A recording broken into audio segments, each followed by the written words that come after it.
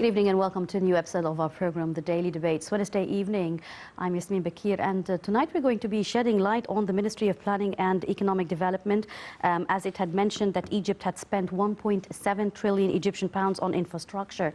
Now, of course, Egypt during the past 6 years has spent in a total of 1.7 trillion Egyptian pounds in different projects, ranging from all the way to infrastructure, as well as construction, medical equipment, the healthcare sector in general, urbanization, manufacturing, telecommunication and information technology, as well as digitalization. And of course, we've seen, and we always are seeing regularly the president inaugurating various projects, whether they are infrastructural projects or even factories, and all pouring into the economic cycle of Egypt. Now, despite the fact that the COVID-19 pandemic has put the entire world on a stalemate from an economic perspective, yet according to the international reports, Egypt's performance economically has been stable and did not decrease to the extent that other developed countries have decreased. And that's because the planning and administration here in Egypt, when it comes to development, is working on 24 hours based, 24/7, as they say.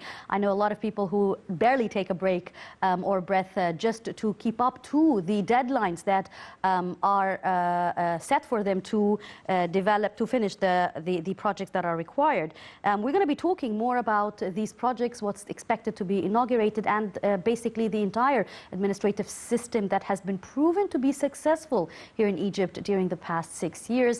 But before that, let's start with a report, not a report, rather a short top story. And the White House said earlier today that the U.S. President Joe Biden believes that it is the responsibility of social media sites to stop the amplification of incorrect information. Now, this came shortly after the censorship board of the social networks voted to support Trump's ban on Facebook platform permanently after his account was suspended for months ago for inciting the violence that led to riots on January the 6th.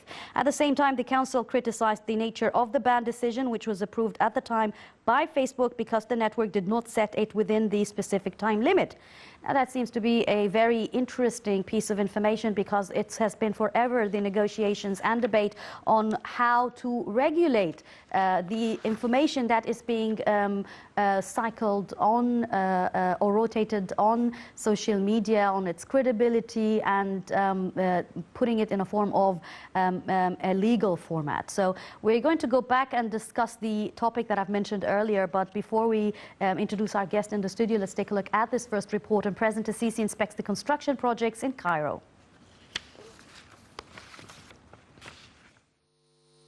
President Abdel Fattah al-Sisi made an inspection tour of some development construction projects, including the newly built highways, car markets, besides projects of irrigation and canal lining.